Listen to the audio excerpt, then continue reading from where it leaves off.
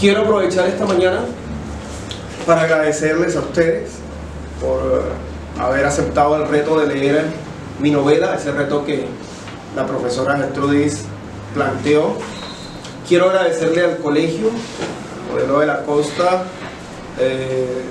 Por acá estuve dando clases hace un par de años, gracias al profesor Nayib también, que es quien sigue de coordinador. En ese entonces le daba clases de pre-ICFES a 11º por las tardes. Llegaba aquí de tipo 3:30 hasta las 5:30 de la tarde, los chicos todos cansados y eso, pero bueno, en esa vocación de docente que tengo, intentaba que ellos se conectaran y logramos hacer con 2 promociones ese trabajo. Y como les decía, es un agradecimiento total a ustedes porque de alguna forma han hecho algo que rompe con la regla que normalmente plantea nuestro sistema educativo, que es leer autores reconocidos por las editoriales, autores que de pronto nos hablan de otros mundos que hay que conocer y que es importante conocer, como el autor que les mencioné o como el mismo Gabriel García Márquez, autores del centro del país, donde hay muy buenos escritores, algunas de esas obras. Pero la profesora Gertrudis, gracias profesora, aprovecho para aquí de frente decírselo, es realmente un acto de valentía de parte suya el que pues me haya permitido este espacio para hablar con gente joven acerca de ese libro que pues escribí hace 9, 10 años y me atreví a publicar ahora como mi 4ª publicación. Es mi 4ª publicación. Hay 3 libros de poemas anteriores y esta novela. Entonces yo creo que es un acto de valentía por parte suya, porque es la primera profesora de todos los profesores a los que le he planteado la posibilidad en decir, sí, va al plan lector, quiero que los estudiantes de 9º, de 10º la lean. Yo espero a través de mi libro no haberla decepcionado, sí, porque está eso, ¿no? El profesor que se compromete, los estudiantes que leen el libro, pero el libro debe responder a unas expectativas, debe al menos gustar en algo, ¿no? O disgustar. Pero hablar sobre la vida de Samuel. Bueno, Samuel, el nombre como tal del personaje tiene una historia. A algunos les parecerá un nombre un tanto bíblico, si saben, ¿cierto? Pero lo que pasa es que la novela se escribió, o comencé a escribirla poco tiempo después de haber nacido mi hija menor, Verónica Isabel, que tiene actualmente 12 años.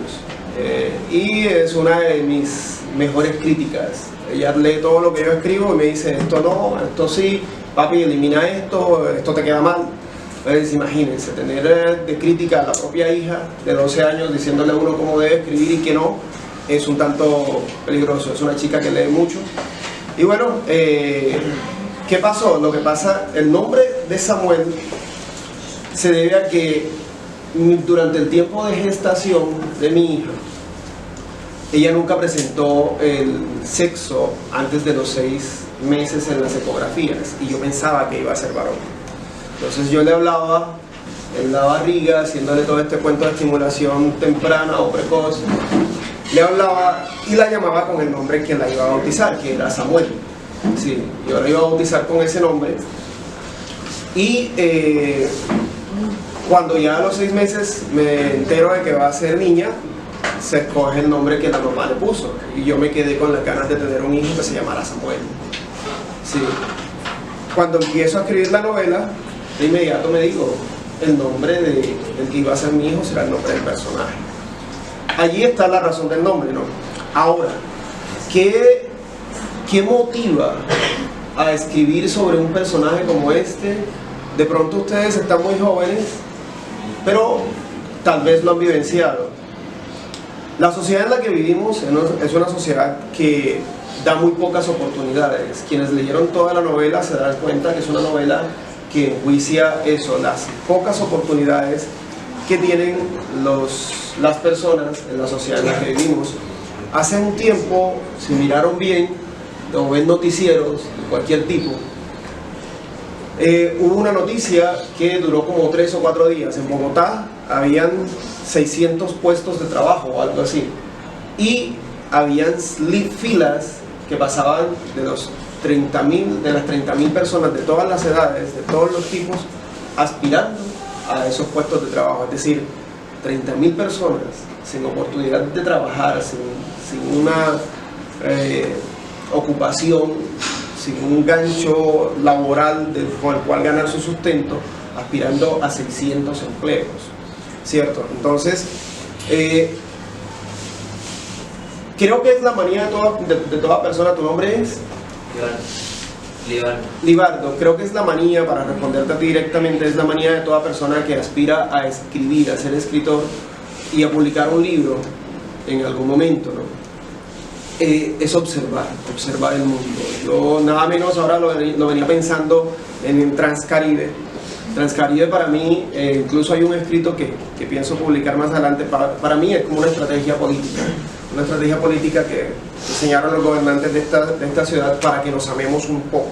Transcaribe en horas pico, de pronto ustedes no van a estar en sus transportes y todo eso, pero Transcaribe en horas pico, me toca coger Transcaribe para venir más rápido al centro, porque vivo en San Fernando, entonces los trancones son demasiado grandes. Coger un taxi sería...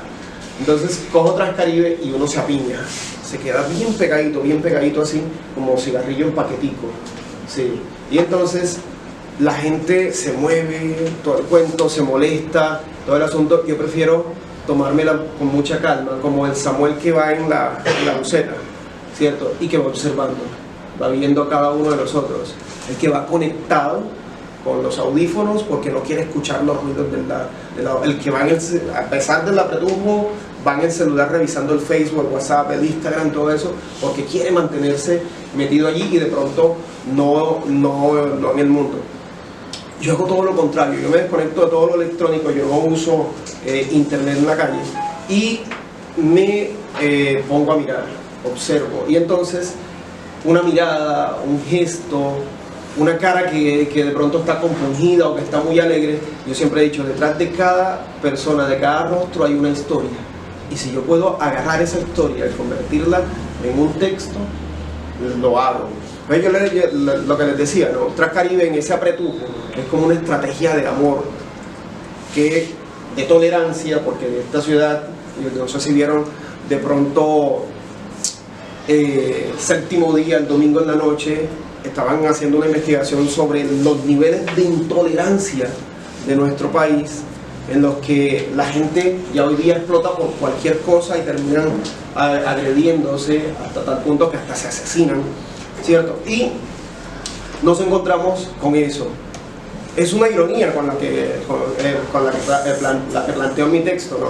Decir que nos meten en un bus como Transcaribe en Cartagena o Transmilenio en Bogotá para que estemos juntos y nos demos amor, ese amor que no nos queremos dar. Nos abracemos, nos juntemos, nos rocemos, y es una cosa bien pegada.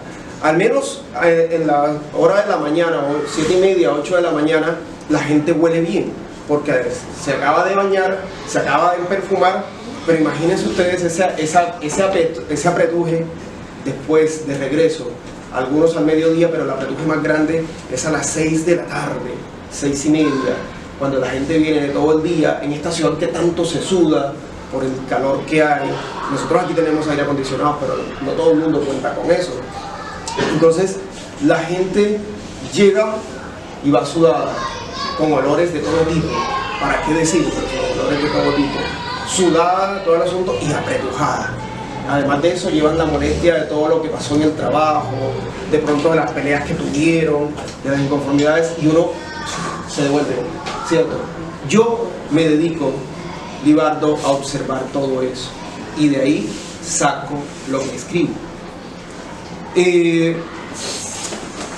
Podría tranquilamente, como les decía alguna vez, escribir cuentos fantásticos, de pronto novelas de ciencia ficción, aunque no me interesa escribir novelas de ciencia ficción porque tendría que saber mucha ciencia. A mí me gusta mucho la física, la leo, pero no la aplico. Entonces harían falta como unos conocimientos allí. Yo prefiero escribir sobre un tema que me es muy personal. Yo tengo pues algo de formación filosófica y el tema que más me preocupa es el de la cotidianidad. De pronto con el profesor Nayib habrán hablado del tema de la cotidianidad y de cómo la fenomenología aborda este tema. Sí, y yo lo abordo desde la narrativa y pues desde algunos textos filosóficos que estoy escribiendo en este momento. Después de esta novela, ya está casi terminada una novela titulada La punteada línea de los días, que también habla de eso. Libardo, ¿respondí a tu pregunta? ¿Cuál es el carácter humano del que nos hemos separado, según el monólogo? El monólogo que no aparece en la novela, ¿cierto? Sí, es de otra novela. Es de otra posible novela en donde aparecería este personaje tangencialmente. Hay una filósofa, sobre todo a las chicas, les aconsejo leer a esta filósofa, se llama Hannah Arendt. Ella tiene un libro bellísimo titulado La condición humana. La condición humana. Y uno de los postulados, César, de Hannah Arendt en ese libro, es algo que a mí me interesa mucho, es algo que creo que es real. Y es que hemos perdido esa condición humana que tú señalas, que es la de ser persona, porque hemos renunciado a pensar de manera compleja. Lo que él decía, el hecho de venir en un bus y conectarse a otras cosas para evitar ver el mundo es un poco renunciar a eso. Ella lo aplicaba más que todo a los nazis cuando justificaban el hecho de matar a los judíos porque era una orden que les habían dado. Ella dice que eso de que actuar así es banalizar el mal y es renunciar a ser persona. Cuando ya tú no tienes un criterio propio y actúas por las órdenes de otros, es de alguna forma perder la capacidad de ser persona, perder aquello único que te deja ser persona, que es pensar. Sí, en todo lo demás biológicamente hablando, y ustedes han oído hablar del genoma humano, ¿cierto? Nos distanciamos muy poco biológicamente de las demás especies. Sí, de un ratón de laboratorio nos distancia un 2%, biológicamente hablando. Pero la distancia que como seres humanos hemos marcado con las demás especies que habitan este planeta, que tienen todo el derecho a habitarlo y que se lo estamos quitando incendiando el Amazonas, por ejemplo, llenando el mundo de cemento sin medir eso, lo que nos distancia de ellos es que en algún momento de nuestra historia evolutiva comenzamos a pensar, sí, pero el proceso de pensamiento tiene niveles, y uno de los niveles es el que ustedes desarrollan en la escuela cuando leen un texto, cuando hablan con la profesora, cuando conversan entre sí sobre algún tema que les preocupa, y eso es uno de los aspectos que yo promuevo pedagógicamente, que es la capacidad de pensar de manera compleja, de construir argumentos, de explicar, de describir el mundo a través de las palabras. Sí. Y si ustedes en algún momento se ponen a hacer ese proceso de observación del cual yo les estoy hablando, se darán cuenta que la mayoría de la gente no lo hace. La mayoría de la gente actúa por instinto. Resuelve las cosas como se le ocurre por primera vez y después es que asume las consecuencias. No se detiene primero a pensar, bueno, si hago esto puede pasarlo. No. Se actúa por instinto y después es que viene la consecuencia y entonces dicen, lo hubiera podido hacer de otra manera, hubiera salido mejor. Si el hecho desemboca en una tragedia, entonces vienen las lamentaciones. ¿Sí? Eso no se hace solamente de manera individual, sino que el mundo hoy día, yo lo veo así, de pronto alguien tiene una posición diferente y la respeto, el mundo hoy día está lleno. ¿Saben aproximadamente cuántos habitantes hay en este mundo? En este planeta.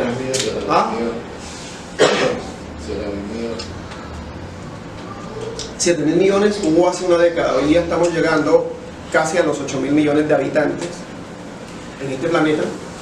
Las grandes riquezas del mundo están concentradas en el 1%, es decir, el 1% de la humanidad tiene las riquezas con las cuales podría solucionarse los problemas de pobreza, de hambre, de desempleo del resto del mundo, un mundo inequitativo, ¿cierto?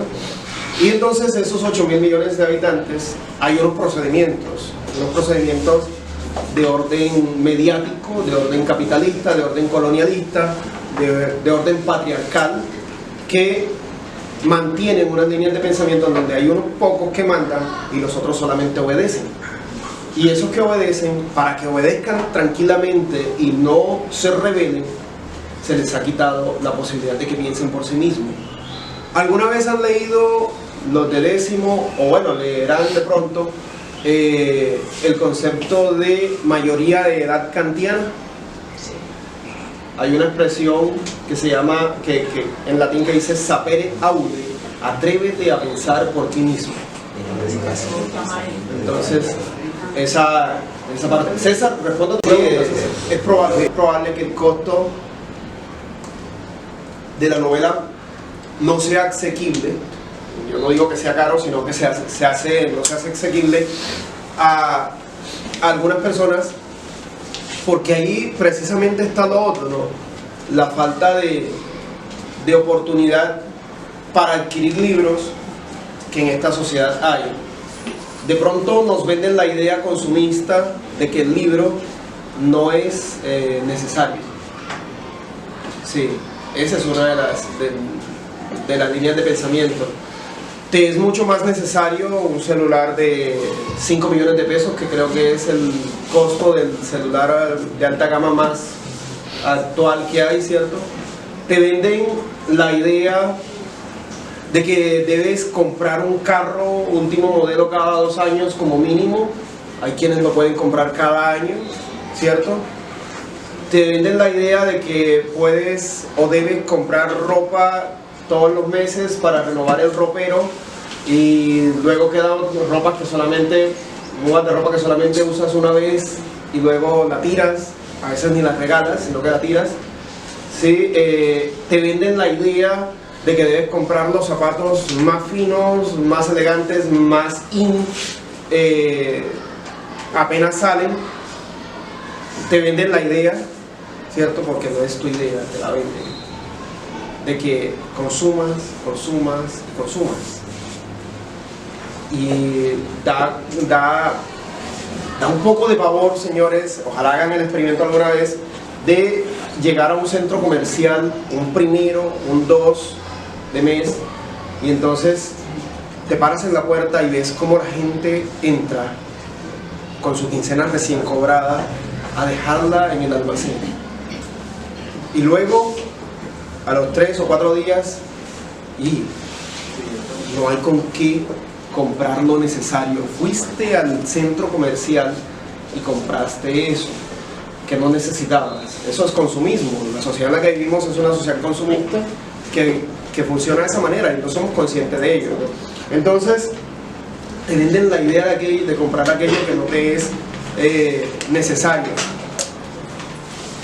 ¿Por qué será necesario, y esto se lo pregunto a ustedes, por qué será necesario de pronto adquirir sales tú con un libro a la calle y la gente dice, ya, un libro, está como loco, hasta eso le dirán a uno, ¿no? Pero en los libros está guardado ese conocimiento de toda la humanidad, que en parte es lo que han querido borrar un poco para recordar la pregunta de César y que dejemos de pensar a partir de él, ¿no? Entonces, el libro tiene ese valor agregado. Tú lo lees y él te permite pensar a partir de lo que leíste allí, en ti, en los otros, en lo que vives, en todo eso.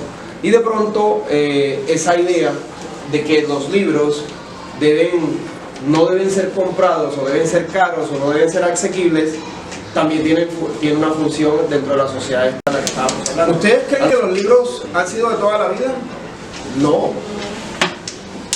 En la Edad Media, ¿cómo se hacían los libros? Con papiros. ¿Ah? Con papiros. Papiros y pergaminos, ¿cierto? Unas hojas de una planta que se llamaba así, papiro, o en rollos de piel en los cuales se escribía. Y existían algo que eran los escribas. Sí sabían, ¿cierto? En la Edad Media solamente sabían leer los hombres que pertenecían a la iglesia, los monjes. Porque en esa época, 1000 años, en las iglesias se dieron cuenta que quienes tenían ese conocimiento tenían poder, y al pueblo se le podía engañar fácilmente si no sabía leer, porque saber leer de alguna manera garantiza saber pensar un poco más. Sí. Hay gente que lee muy mal y que de pronto no desarrolla esa forma de pensamiento, pero normalmente la mayoría de gente que lee desarrolla altos niveles de pensamiento. Entonces, en esta época se dieron cuenta de eso, y todos los libros en papiro y pergaminos que existían los metieron en las bibliotecas de los monasterios. Era tan importante para ellos que no los quemaron. Se dieron cuenta que tenerlos guardados también les daba poder. Sí. Y los cogían. Entonces, por ejemplo, digamos que este es un salón de una biblioteca en la Edad Media. Ustedes en este momento son ¿cuántos aquí? 40, 25, 30. Como 33. Digamos 33, ¿cierto? 33 es un buen número. Entonces, son 33. Ustedes eran 33 escribas. Cada uno tenía tinteros, papiros y una pluma. Y yo soy quien dictaba. Entonces yo iba dictando y ustedes iban escribiendo el libro. Y se hacían 33 copias de ese libro. Se mandaban a diferentes monasterios y allí se guardaban. No se los daban a leer al pueblo. El pueblo no podía aprender a leer. El pueblo tenía una potestad. El pueblo solamente podía reír, porque la risa estaba proscrita. Es decir, la risa estaba prohibida también en la Edad Media. Okay. Ya te cuento. Pero entonces había como un juego con eso. El pueblo que no tenía educación podía reírse porque después pagaba con animales, con monedas y todo eso, que le perdonaran el pecado de reírse. Pero los hombres de iglesia no se reían porque manejaban la idea de que Jesús nunca se rió. Era una concepción equivocada. Sí, pero era una forma de manipular. Profe, volviendo al texto, a la novela, hay una parte, también me encantó salir del tema, pero yo quiero que hay una parte de la novela donde ahorita cuando usted tocaba el tema de las oportunidades, ¿qué sucede con Samuel cuando él llega a la ciudad, ¿sí? Y se da cuenta que no sirve de nada estudiar, que no sirve de nada, ¿sí? porque le cierran algunas puertas? Coméntenos algo sobre eso. ¿Qué fue lo que sucedió? ¿Por qué él toma esa actitud frente a la vida? Bueno, yo no, creo que en la novela no se plantea la idea de que no sirva estudiar, porque él siempre está, quienes leen, él siempre está reflexionando desde lo que estudió. Él como filósofo, pertenece a un taller literario, todo eso. Él siempre está reflexionando sobre lo que estudió. Y desde allí está viendo el mundo. Es decir, que lo que estudió sí le sirve. No le sirve para conseguir un trabajo y para de pronto ganar su sustento. Para su sustento, que debería ser lo ideal en una sociedad en la que ustedes van a salir de aquí a la universidad, a estudiar, graduarse, y todo el mundo quiere conseguir su empleo en lo que estudió, ¿no? De pronto en ese sentido no le sirve. Pero en sí, Samuel para mí es el reflejo de muchas otras personas que ya sea que vivan aquí o que lleguen por ejemplo al desplazamiento. Un poco en la novela se ve un poco eso, que de pronto él viene por una razón a insertarse en la ciudad como lo han hecho muchas otras personas, ¿sí? Y terminan esas circunstancias en las que, por ejemplo, para poder entrar en un círculo de trabajo necesitas pertenecer a una rosca. Él no, él es un tipo desconocido que no pertenece, ¿cierto?, a ninguna de esas roscas, y se ve en esas circunstancias. Es lo que yo trato de plantear en la novela. Pero algo que quisiera comentarle a usted y a los chicos es que precisamente la novela a mí me da pie para hablar de otras cosas que me interesan, y por eso de pronto parece la salida del tema, y me gusta más hablar de literatura y hacer la motivación. Ojalá de pronto algunos de ustedes salen de aquí a leer algunos de esos libros. De pronto no leen mi libro, pero me interesa que lean otros libros, sí, porque en últimas mi libro es uno de los tantos que pueden encontrarse, si no comprados, en bibliotecas. De pronto un colegio tiene una biblioteca, de pronto van a algunas de las bibliotecas de la ciudad. En el centro hay varias y la gente no las visita ni tienen los carnets. Entonces, mi libro es un pretexto para hablar de literatura, que es lo que en realidad me gusta, ¿cierto? Si ustedes tienen preguntas, yo las voy a responder, pero la mejor forma, desde mi posición como escritor, la mejor forma de comunicarme con las personas a través de mi libro es que ellos lean el libro, ¿cierto? Y pues lo juicien, lo rayen, todo el asunto. A mí a partir del libro me han escrito desde Barranquilla, desde Medellín, desde Bucaramanga, me llegan chats comentándome, algunos diciéndome cosas positivas del libro, otros diciéndome, mira, pudiste haber mejorado esto, todo eso lo acepto. Sí, porque en últimas no es un libro perfecto, ningún libro es un libro perfecto, siempre tiene fallas. Pero me alegra el hecho de que las personas encuentren cosas cercanas, motivaciones como esa que usted acaba de señalar, como las que han señalado los chicos, en él. Sí, porque en últimas lo que quise hacer fue eso, contar una historia que de una u otra manera le permita ver a quien la lea lo que ocurre alrededor en su cotidianidad o lo que puede ocurrir dentro del sistema en el cual estamos. Eso es lo que busco con ese libro, ¿cierto? Pero miren, dentro de lo que les estaba hablando hace un rato, les he mencionado una cantidad de autores reconocidos, pero por ejemplo, para mí es muy valioso que ustedes en algún momento del colegio queden con toda una información sobre la literatura que se está haciendo en esta ciudad. ¿Qué ocurre? Los planes lectores, los programas de estudio están diseñados también de una manera para que nosotros terminemos idolatrando lo extranjero y a veces desconociendo y menospreciando lo propio. En Colombia hay un direccionamiento político e ideológico como para que nosotros pensemos que lo mejor de este país está en ciudades como Medellín y Bogotá. Y es probable que haya cosas muy buenas allá, pero en la de nosotros, por ejemplo, ¿quién de ustedes sabe sobre, esta es una prueba que siempre hago, ¿quién de ustedes sabe sobre los aspectos culturales que se desarrollan? Pero yo no voy a hablar más de Pedro de Heredia, ¿no? Pedro de Heredia representa la cultura española, que fue la que colonizó América y destruyó un montón de civilizaciones que sí había aquí. La historia normalmente presenta la idea de que no habían civilizaciones en América y que éramos salvajes. Mentira. Sí sabían que cuando los españoles llegaron acá, en América estaba la ciudad más grande de todo el mundo. ¿No sabían eso? En América estaba la ciudad más grande y más organizada de todo el mundo cuando los españoles llegaron aquí. En Europa, la ciudad más grande era París. París, la capital de Francia.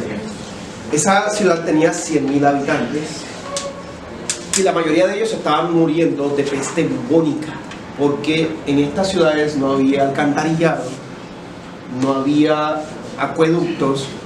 En España todavía existe un dicho que es agua va. ¿Qué significa eso? Agua va era lo que gritaba la mujer que dentro de la casa tomaba la vasenilla de excrementos y orines y la tiraban por la ventana para que cayera en la calle, y gritaban agua va para que el que fuera por la calle se apartara y no le cayera eso encima.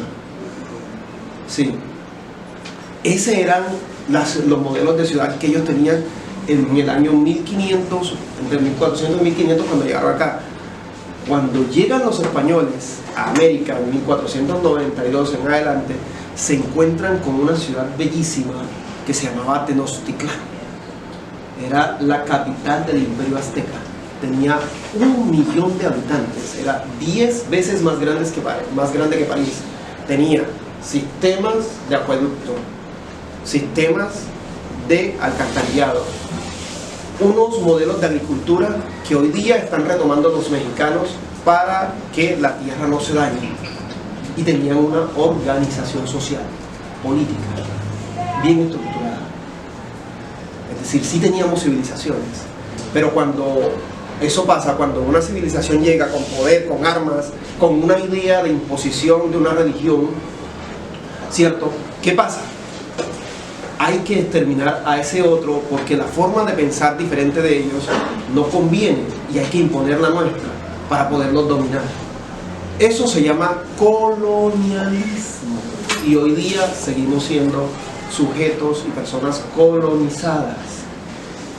Lo que les decía en un principio, pensamos que lo mejor de Colombia está en Bogotá y en Medellín. Son las dos ciudades que nos presentan a través de la televisión y nos ponen las imágenes bien bonitas y todo el asunto, ¿cierto? De Cartagena, que muestran el centro. Y entonces ustedes se encontraban hace unos 10 años que los lugares más importantes de Cartagena tenían nombres de españoles. En el proceso se ha ido reivindicando el asunto y le quitaron el nombre al Teatro Heredia para ponerle el nombre de un músico de la región que hizo una labor cultural importante en Cartagena, que se llama Adolfo Mejía, y por eso el teatro hoy día se llama Adolfo Mejía. Sí. ¿Qué pasa con eso? Eso reivindica un poco el asunto. Entonces, la historia, ojo cómo construyen la historia, porque la historia de los libros oficiales la cuentan de manera muy escueta, no cuentan los detalles. Sí. Como Gabriel García Márquez lo dijo alguna vez, la literatura es el anverso, el reverso y el complemento de esa historia que no nos han contado bien. En la medida en que ustedes les cuenten bien la historia o que ustedes la busquen en los libros y la sepan bien, van a poder mirar con mayor amplitud el mundo en el que viven y van a poder pensarlo mejor. Teatro. Teatro es una de las actividades culturales de esta ciudad. El Adolfo Mejía, en donde César ha estado 2 veces, esta semana, por ejemplo, tiene miércoles, jueves y viernes obras de teatro a partir de las 7:30, de las 7 de la noche. Sí. Pero una ciudad en la que normalmente no se le hace propaganda a eso, pero sí a los muchos bailes de champeta, a los megaconciertos, a las estrellas de trap y de reggaetón, que no tengo nada en contra de ello, ¿cierto? La gente va más a esa forma de diversión que no genera pensamiento, que gusta mucho pero no genera pensamiento, ¿sí? Y no va a otras que, como dijo César, me sentí chévere, ¿cierto? Bacano, en las que también te diviertes si aprendes a hacerlo, pero esto amerita más aprendizaje y a la vez te reivindicas como ser humano. Piensas. ¿Sí se nota la diferencia? Sí. Ojo, las dos partes son polos necesarios del ser humano. El ser humano tiene derecho a divertirse, a ser eufórico, a dejar salir sus sensaciones, sí, pero también tiene derecho a ir a otros espacios en donde de pronto no se sensacionaliza tanto y se divierte a través de la construcción del pensamiento. Eso es lo que ocurre allí, sí. Nombres de escritores cartageneros que ustedes conozcan, menos yo, porque así me hacen mis estudiantes. No, un nombre de un escritor cartagenero. ¿Cómo? Gabriel García Márquez, no era cartagenero, pero vivió aquí un tiempo, sí. Nació en un pueblo que se llamaba Aracataca de Magdalena. Aracataca Magdalena. ¿Cómo? Fernán Tamayo. Y Ariel Carreño. Bueno, yo les voy a mencionar 4 que para mí son importantes. Oye, les menciono 4 que para mí son importantes. Ya murieron, pero sus obras están allí y pueden ser leídas. Uno de ellos, ¿oyeron? Para que quienes quieran tener nombres de escritores cartageneros y saber eso, es importante saber sobre la cultura que se produce en la ciudad. Eso nos da sentido de pertenencia. Uno de ellos es Roberto Burgos Cantor. Roberto Burgos Cantor, un narrador, tiene una novela bellísima titulada La Ceiba de la Memoria. Es una novela histórica que habla de Cartagena, Miren ustedes leen libros que hablan de Francia, que hablan de Madrid, que hablan, ¿cierto? ¿Cuántos libros han leído que hablan de Cartagena? Otro escritor importante en la ciudad, también murió, pero tiene un par de libros bellísimos que vale la pena, que todo cartagenero debería leer, ¿cierto? Se llama Manuel Zapata Olivella.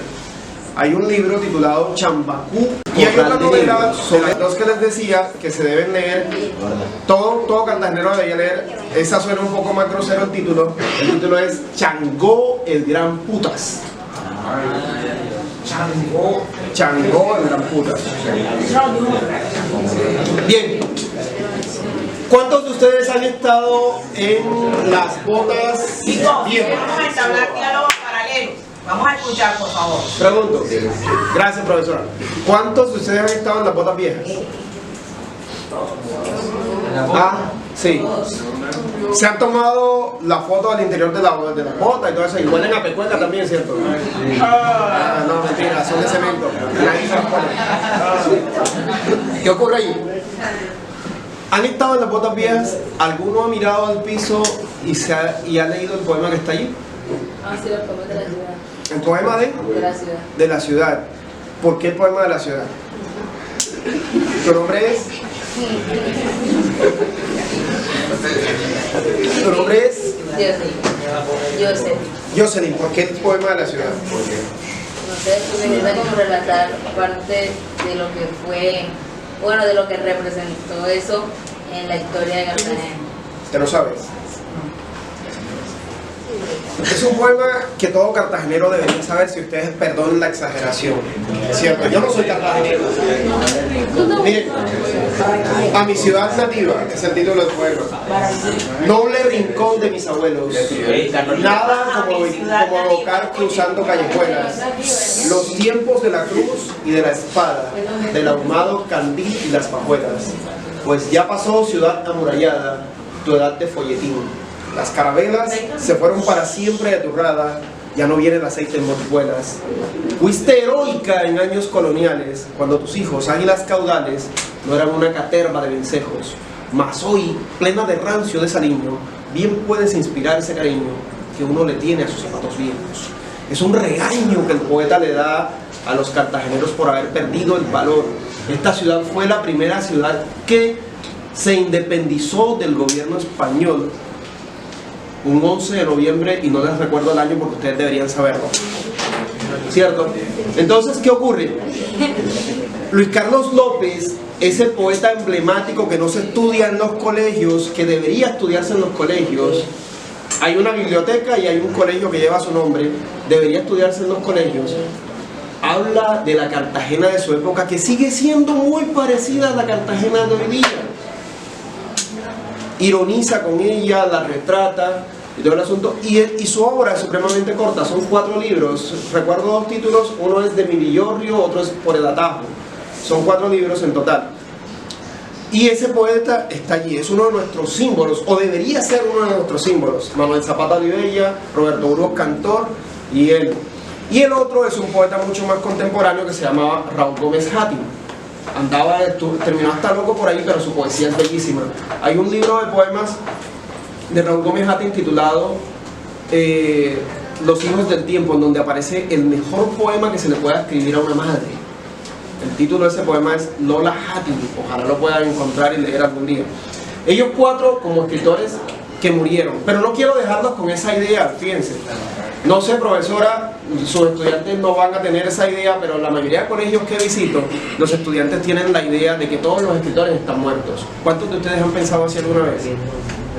¿Cierto? De que todos, ¿cuándo me voy a encontrar yo como escritor? Si hoy día lo que sale en televisión es cantantes de reggaetón, actores, todo eso, ¿cierto? Y la gente, la mayoría de los estudiantes de los colegios públicos y privados, no de esta ciudad solamente, del país, terminan el bachillerato pensando que los escritores están muertos, que ya los escritores no existen. Sí. Porque, y mira la cara que ya se te voy a dar la razón, porque normalmente en los colegios se coge un libro y se habla de escritores del siglo XIX para atrás, de escritores que ya no existen, que ya, ¿cierto? Y eso va creando ese imaginario de que los escritores ya son como una cosa pasada de moda. Y ¿quién puede vivir de eso hoy día? ¿Cierto? Yo todavía no vivo del todo de lo que escribo, pero sí me ha dado para algunas cosas.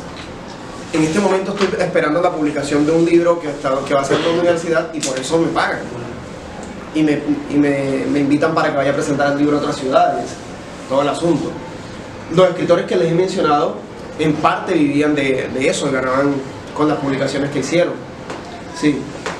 Pero en los colegios solamente se lee a los escritores muertos y a los escritores que a veces no pertenecen a la ciudad. Yo le agradezco a la profesora que en el día de hoy me esté permitiendo estar en contacto con ustedes. De aquí van a salir con la idea que al menos hay un escritor vivo. Yo tengo un amigo que era rector de un colegio y él era escritor, llevaba como 4 o 5 libros escritos, y un día un estudiante de él se enteró de que él era escritor. Él dice que estaba en el patio del colegio como rector y de pronto el estudiante se acercó y empezó a tocarlo por todos lados, y él le pregunta qué le pasaba al chico. Dice, profe, déjeme tocarlo, porque es que es la primera vez que yo veo un escritor. Yo pensaba que todos los escritores estaban muertos. Sí, entonces miren el imaginario que se va creando. Los 4 escritores que les dije murieron recientemente. El uno, Roberto Burgos Cantor, murió hace un par de años. Pero hay otros escritores vivos en la ciudad, o que se han tenido que ir de la ciudad. Por ejemplo, tengo un amigo, Rodolfo Lara Mendoza, un gran poeta. Tiene un primer libro titulado Esquinas de días contados, que es bellísimo, poéticamente hablando. Se ganó un premio. Se ganó un premio de cuentos hace un par de años. Pero Rodolfo tuvo que irse a vivir a Chile. Dice, no, aquí en Colombia no, para Chile. Trabajó con nosotros en los restaurantes. Bien, ese es uno, Rodolfo. Otro escritor que sí de pronto están en el Carulla, de pronto están en el Éxito, de pronto están en un centro comercial o pasan por alguna calle y seguramente se lo van a encontrar. Usa un sombrero así todo bien encajado y todo el asunto. Se llama Juan Carlos Céspedes. En mi canal está un video en el cual publiqué un cuento de él leyendo un cuento en un parlamento de escritores que nos encontramos hace poco. Este hombre es un activista cultural tremendísimo, dirige un taller literario los sábados en la tarde en el Museo de la Presentación, donde quedaba el antiguo Colegio de la Presentación. Ese taller se llama El Claustro, y una actividad cultural que se desarrolla todos los martes en la ciudad llamada Martes de Letras. Es completamente gratuito, pueden ir a escuchar escritores ahí que le invitan todos los martes. Está otro escritor que se llama Martín Salas Ávila, tiene 4 libros publicados de poesía, pero la labor más importante de Martín es un festival de poesía que realiza desde hace 22 años en la ciudad, en el mes de diciembre. Del 1 al 5 de diciembre en Cartagena se realiza el Festival Internacional de Poesía de esta ciudad, y en los colegios no se sabe eso. Sí, miren, hechos literarios. Y hay otros autores que están publicando cosas, que están yendo o tratando de llegar a los colegios, como me lo han permitido ustedes en el día de hoy. En fin, toda una cantidad de aspectos que dicen que en esta ciudad sí se hace literatura. Muchos de ustedes, yo estoy seguro que en algún cuaderno habrán escrito alguna línea, un pensamiento. Algunos dirán, yo escribí un poema. Algunos habrán escrito un cuento. ¿Cuántos de ustedes no tendrán el talento para en algún momento escribir y publicar un libro? Seguramente lo tendrán, sí, pero como la sociedad en la que vivimos no alimenta eso y toca ser, por ejemplo, yo soy escritor por ser terco. A los 22 años dije que quería ser escritor y mi acto de terquedad me tiene hoy aquí con ustedes. Pero bien pude haberme dedicado a negociar, a hacer plata con otras cosas, ¿sí? La sociedad en la que vivimos está diseñada para que le demos importancia más a crear mundos de mucho dinero y todo el asunto, y dejemos el mundo de la sensibilidad, el mundo de un horizonte cultural más amplio, de la comprensión del género humano, de la lectura, lo dejemos de lado, con el fin de que cada vez pensemos y critiquemos menos. Yo los invito, chicos, los invito a que no se dejen apartar de los libros, a que no se dejen apartar del mundo cultural de su ciudad y del mundo y de la sociedad que les tocó vivir. En la medida en que hagan eso, van a manipularlos más, van a hacer con ustedes lo que los gobiernos y los sistemas quieran, y eso es deshumanizarlos. Eso es convertirlos en marionetas, utilizarlos para que otros se enriquezcan a costilla de ustedes. Mi invitación, y con eso cierro, creo que ya les he dado demasiada lata esta mañana, son las 9 de la mañana en punto. Mi invitación es a que lean este o cualquier otro libro, lean y piensen mucho, para que lo lleven, para que quieran conocimiento, como lo dijo Nicolás, ¿cierto? Y para que lo pongan en práctica. Esa es mi invitación. Se les quiere bastante, con mucho. No son mis estudiantes, los conocí hoy, pero me llevo un buen recuerdo de ustedes.